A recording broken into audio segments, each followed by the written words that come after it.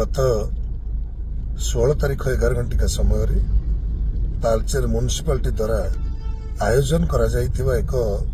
भूमि पूजन एवं उद्घाटन उत्सव माननीय सांसद संबलपुर, माननीय सांसद ढेंकानाल, माननीय विधायक अनुगुल, माननीय विधायक चंडीपदा, माननीय विधायक पाललहड़ा एवं माननीय विधायक परजंग, जिलापाल आरक्षी अधीक्षक अनुगुल, उपजिलापाल तालचेर समस्त उपस्थित एक कार्यक्रम होता। से कार्यक्रम रे मु गोटे शब्द व्यवहार करथिले जे तालचेर माटी वीर पुओ माने रहंती, कोनोसी माइगुली माने रही परिबेनी। मोर ओडिशार समस्त किन्नर संघर सभापति संपादक समस्त किन्नर कर्मकर्ता एवं किन्नर सदस्य मानकु मोर ये शब्दटी जानिबा को पाइली जे कष्ट देइछि, तेणु मोर कौनसी उद्देश्य नथिला एभली शब्द व्यवहार करिया पई। से सभारे तालचेर किछि समस्या उपरे माननीय सांसद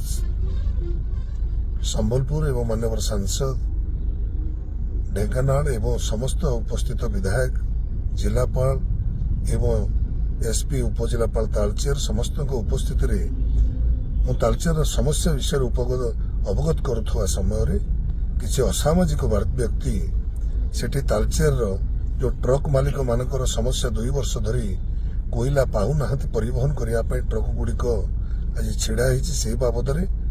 एवं एनटीपीसी टीटीपीएस रे ठिका श्रमिक जहाँकि तालचेर अंचलवासी को, अनुगुल जिलावासी को, ओडिशावासी को दिया जाउनी से बाबद एवं एफसीआई सार कारखाना बाबद कार्य करुवा ठिका श्रमिक बाहर राज्य आसिक काम कर से बाबद अवगत करूली। से समय असामाजिक व्यक्ति माने विभिन्न प्रकार स्लोगान दे से परिस्थिति परिवेश को कलुषित करुले। से समय मु ए शब्दटी व्यवहार करी जहाँकि मोर किन्नर समाज को आज कष्ट देइछि। मु ए अवसर रे मु क्षमा चाहूँ मोर किन्नर समाजर समस्त सदस्य मानकु, समस्त संघर सभापति संपादक कर्मकर्ता मानकटू जे मु किन्नर समाज को एभली केबे उद्देश्य नहीं कही नहीं किबा कहिबी नहीं मध्य भविष्य रे। ता सहित मु जणे समाज सेवी हिसाब रे तालचेरवासींकर सेवा करुवा अवस्था रे समस्त वर्गर लोक मान काम करिथाए। ता सहित किन्नर समाज पई बहुत गुड़ी कार्यक्रम करिछि एवं राति नहीं दिन नहीं जेते बेले किन्नर समाजर सदस्य माने आसंती सेमानकर समस्या को समाधान करिया पई चेष्टा करिवा सहित जदि जटिल समस्या थाए प्रशासन माध्यम रे से समस्या को समाधान करिया पई मध्य चेष्टा करिछि।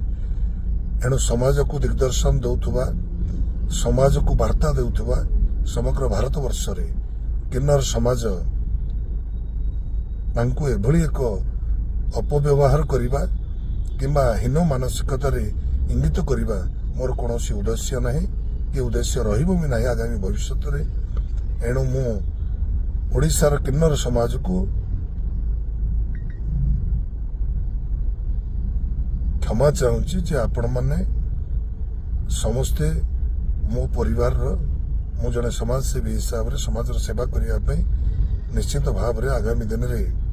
आहुरी मध्य किन्नर समाजर सेवा करिया पे मध्य आपण माने सुजोग देबे बोली मु आशा करूछि।